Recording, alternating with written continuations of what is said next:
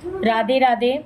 हम पढ़ रहे थे श्रीमद् भगवत गीता यथारूप।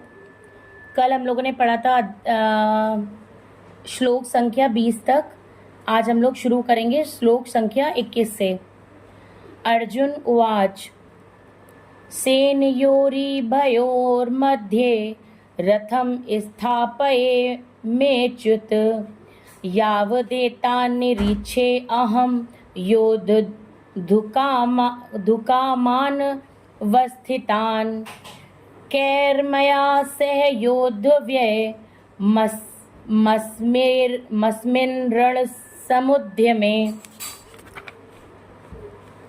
अर्जुन ने कहा, हे अच्युत, कृपा करके मेरा रथ दोनों सेनाओं के बीच ले चलें, जिसमें मैं यह उपस्थित युद्ध की अभिलाषा रखने वालों को और शस्त्रों की इस महान परीक्षा में जिनसे मुझे संघर्ष करना है उन्हें देख सकूं।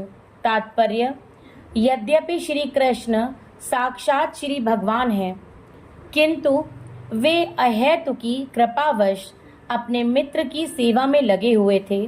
वे अपने भक्तों पर स्नेह दिखाने में कभी नहीं चूकते। इसलिए अर्जुन ने उन्हें अच्युत कहा है। सारथी रूप में उन्हें अर्जुन की आज्ञा का पालन करना था और उन्होंने इसमें कोई संकोच नहीं किया। अतः उन्हें अच्युत कह कर संबोधित किया गया है। यद्यपि उन्होंने अपने भक्त का सारथी पद स्वीकार किया था, किंतु इससे उनकी परम स्थिति अक्षुण्ण बनी रही। प्रत्येक परिस्थिति में वे इंद्रियों के स्वामी श्री भगवान ऋषिकेश हैं। भगवान तथा उनके सेवक का संबंध अत्यंत मधुर एवं दिव्य होता है। सेवक स्वामी की सेवा करने के लिए सदैव उद्धत रहता है और भगवान भी भक्त की कुछ न कुछ सेवा करने की कोशिश में रहते हैं। वे इसमें विशेष आनंद का अनुभव करते हैं कि वे स्वयं आज्ञादाता न बने, अपितु उनके शुद्ध भक्त उन्हें आज्ञा दें। चूंकि वे स्वामी हैं, अतः सभी लोग उनके आज्ञा पालक हैं और उनके ऊपर उनको आज्ञा देने वाला कोई नहीं है। किंतु जब वे देखते हैं कि उनका शुद्ध भक्त आज्ञा दे रहा है, तो उन्हें दिव्य आनंद मिलता है। यद्यपि वे समस्त परिस्थितियों में अच्युत रहने वाले हैं, भगवान का शुद्ध भक्त होने के कारण अर्जुन को अपने बंधु बांधवों से युद्ध करने की तनिक भी इच्छा नहीं थी। किंतु दुर्योधन द्वारा शांतिपूर्ण समझौता न करने, हठ धर्मिता पर उतारू होने के कारण उसे युद्ध भूमि में आना पड़ा। अतः वह यह जानने के लिए अत्यंत उत्सुक था कि युद्ध भूमि में कौन कौन से अग्रणी व्यक्ति उपस्थित हैं। यद्यपि युद्ध भूमि में शांति प्रयासों का कोई प्रश्न नहीं उठता, तो भी वह उन्हें फिर से देखना चाह रहा था और यह देखना चाह रहा था कि वे इस अवांछित युद्ध पर किस हद तक तुले हुए हैं। योत्स्यमानान् वीक्ष्य अहं य एते अत्र समागतः धात्र राष्ट्रस्य दुर्बुद्धितेर युद्धे प्रियचि कीर्षवः। मुझे उन लोगों को देखने दीजिए जो यहाँ पर धृतराष्ट्र के दुर्बुद्धि पुत्र यानी कि दुर्योधन को प्रसन्न करने की इच्छा से लड़ने के लिए आए हैं। तात्पर्य: यह सर्वविदित था कि दुर्योधन अपने पिता धृतराष्ट्र की साठगांठ से पापपूर्ण योजनाएं बनाकर पांडवों के राज्य को हड़पना चाहता था। अतः जिन समस्त लोगों ने दुर्योधन का पक्ष ग्रहण किया था, वे उसी के समान धर्मा रहे होंगे। अर्जुन युद्ध प्रारंभ होने के पूर्व ये तो जान ही लेना चाहता था कि कौन कौन से लोग आए हुए हैं, किंतु उनके समक्ष समझौता का प्रस्ताव रखने की उसकी कोई योजना नहीं थी। ये भी तथ्य था कि वह उनकी शक्ति का जिसका उसे सामना करना था अनुमान लगाने की दृष्टि से उन्हें देखना चाह रहा था। यद्यपि उसे अपनी विजय का विश्वास था, क्योंकि कृष्ण उसकी बगल में विराजमान थे। संजय उवाच एव मुक्तो हृषीकेशो गुडाकेशेन भारत सेनयोरुभयोर्मध्ये स्थापयित्वा रथोत्तमम्। संजय ने कहा, हे भरतवंशी, अर्जुन द्वारा इस प्रकार संबोधित किए जाने पर भगवान कृष्ण ने दोनों दलों के बीच में उस उत्तम रथ को लाकर खड़ा कर दिया। तात्पर्य, इस श्लोक में अर्जुन को गुडाकेश कहा गया है। गुडा का अर्थ है नींद, और जो नींद को जीत लेता है वह गुडाकेश है। नींद का अर्थ अज्ञान भी है। अतः अर्जुन ने कृष्ण की मित्रता के कारण नींद तथा अज्ञान दोनों पर विजय प्राप्त की थी। कृष्ण के भक्त के रूप में वह कृष्ण को क्षण भर भी नहीं भुला पाया, क्योंकि भक्त का स्वभाव ही ऐसा होता है। यहाँ तक कि चलते अथवा सोते हुए भी कृष्ण के नाम, रूप, गुणों तथा लीलाओं के चिंतन से भक्त कभी मुक्त नहीं रह सकता। अतः कृष्ण का भक्त उनका निरंतर चिंतन करते हुए नींद तथा अज्ञान दोनों को जीत सकता है। इसी को कृष्ण भावनामृत या समाधि कहते हैं। प्रत्येक जीव की इंद्रियां तथा मन के निर्देशक अर्थात ऋषिकेश के रूप में कृष्ण अर्जुन के मंतव्य को समझ गए कि वो क्यों सेनाओं के मध्य में रथ को खड़ा करवाना चाहता है। अतः उन्होंने वैसा ही किया और फिर वे इस प्रकार बोले, भीष्म द्रोण प्रमुखतः सर्वेषां च महीक्षिताम् उवाच पार्थ पश्येतांस मवेतान कुरु नीति। भीष्म, द्रोण तथा विश्व भर के अन्य समस्त राजाओं के सामने भगवान ने कहा कि हे पार्थ, यहाँ पर एकत्र सारे कुरुओं को देखो। तात्पर्य, समस्त जीवों के परमात्मा स्वरूप भगवान कृष्ण यह जानते थे कि अर्जुन के मन में क्या बीत रहा है। इस प्रसंग में ऋषिकेश शब्द का प्रयोग सूचित करता है कि वे सब कुछ जानते थे। इसी प्रकार पार्थ शब्द अर्थात प्रथा या कुंती पुत्र भी अर्जुन के लिए प्रयुक्त होने के कारण महत्वपूर्ण है। मित्र के रूप में वे अर्जुन को बता देना चाहते थे कि चूंकि अर्जुन उनके पिता वसुदेव की बहन प्रथा का पुत्र था, इसीलिए उन्होंने अर्जुन का सारथी बनना स्वीकार किया था। किंतु जब उन्होंने अर्जुन से कुरुओं को देखो कहा, तो इससे उनका क्या अभिप्राय था? क्या अर्जुन वहीं पर रुककर युद्ध करना नहीं चाहता था? कृष्ण को अपनी बुआ प्रथा के पुत्र से कभी भी ऐसी आशा नहीं थी। इस प्रकार से कृष्ण ने अपने मित्र की मनः स्थिति की पूर्व सूचना परिहासवश दी है।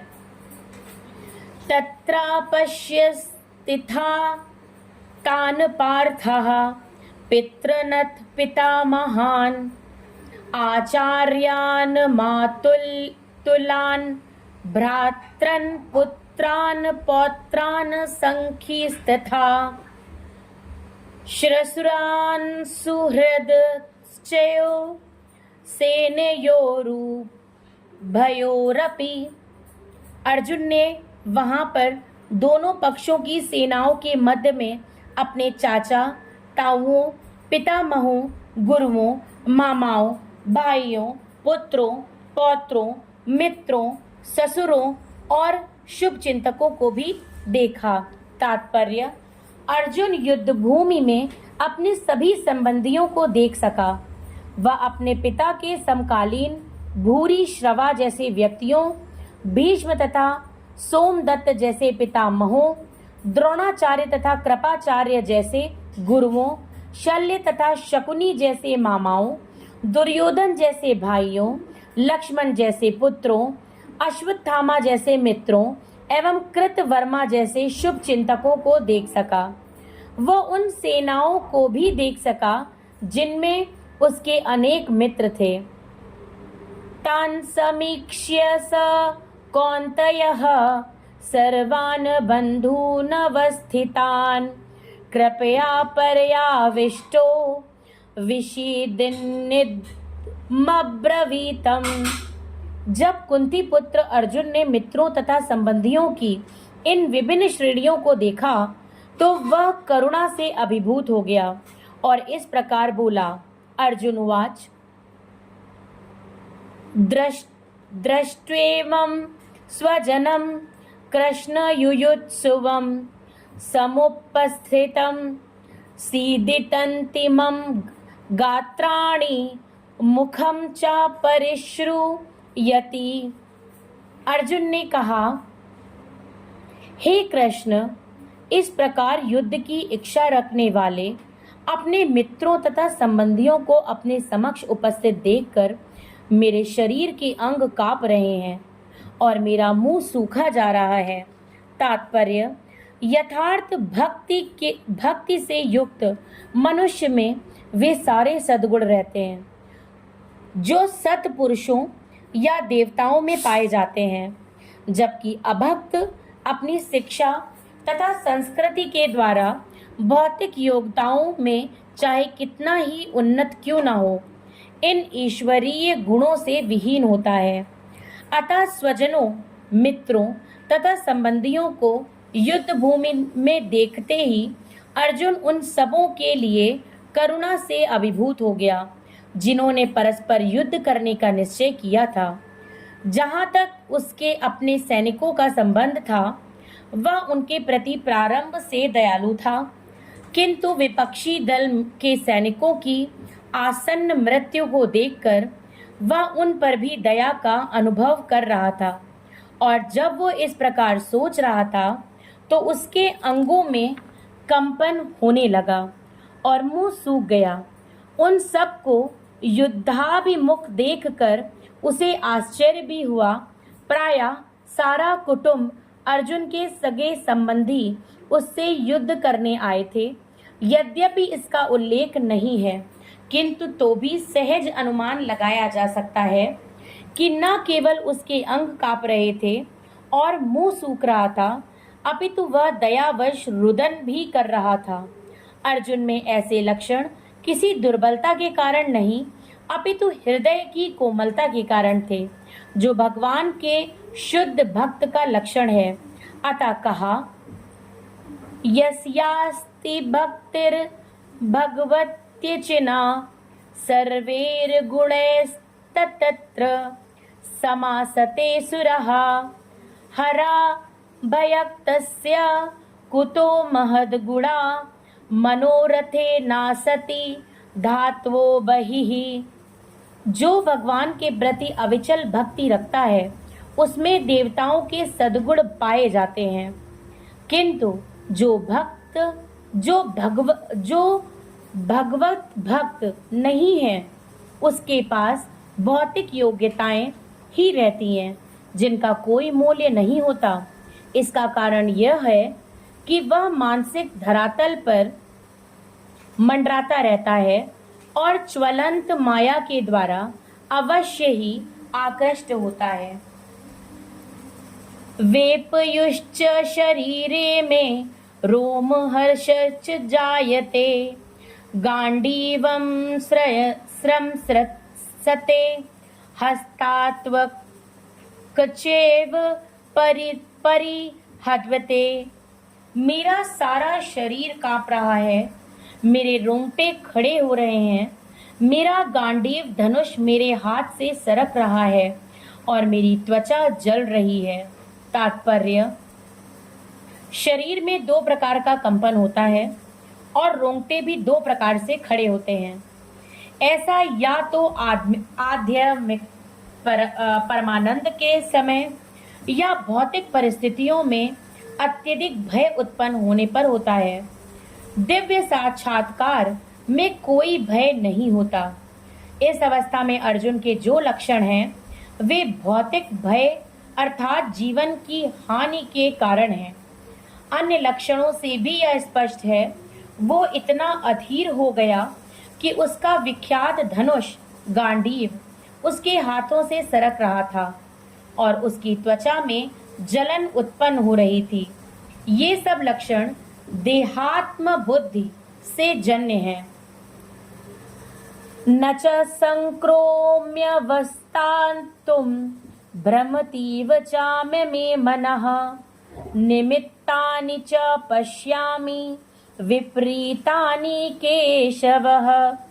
मैं यहाँ अब और अधिक खड़ा रहने में असमर्थ हूँ। मैं अपने को भूल रहा हूँ और मेरा सिर चकरा रहा है। हे कृष्ण, मुझे तो केवल अमंगल के कारण दिख रहे हैं। तात्पर्य, अपने अधैर्य के कारण अर्जुन युद्ध भूमि में खड़ा रहने में असमर्थ था और अपने मन की इस दुर्बलता के कारण उसे आत्म विस्मृति हो रही थी। भौतिक वस्तुओं के प्रति अत्यधिक आसक्ति के कारण मनुष्य ऐसी मोहमयी स्थिति में पड़ गया है। भयम द्वितीयाभिनिवेशतः स्यात्। ऐसा भय तथा मानसिक असंतुलन उन व्यक्तियों में उत्पन्न होता है जो भौतिक परिस्थितियों में ग्रस्त होते हैं। अर्जुन को युद्ध भूमि में केवल दुखदायी पराजय की प्रतीति हो रही थी। वह शत्रु पर विजय पाकर भी सुखी नहीं होगा। निमित्तानि विपरीतानि शब्द महत्वपूर्ण है। जब मनुष्य को अपनी आशाओं में केवल निराशा दिखती है तो वह सोचता है, मैं यहाँ क्यों हूँ। प्रत्येक प्राणी अपने में तथा अपने स्वार्थ में रुचि रखता है। किसी की भी परमात्मा में रुचि नहीं होती।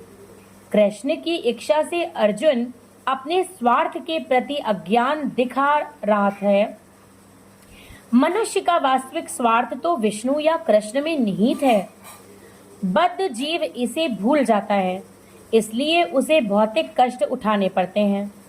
अर्जुन ने सोचा कि उसकी विजय केवल उसके शोक का कारण बन सकती है।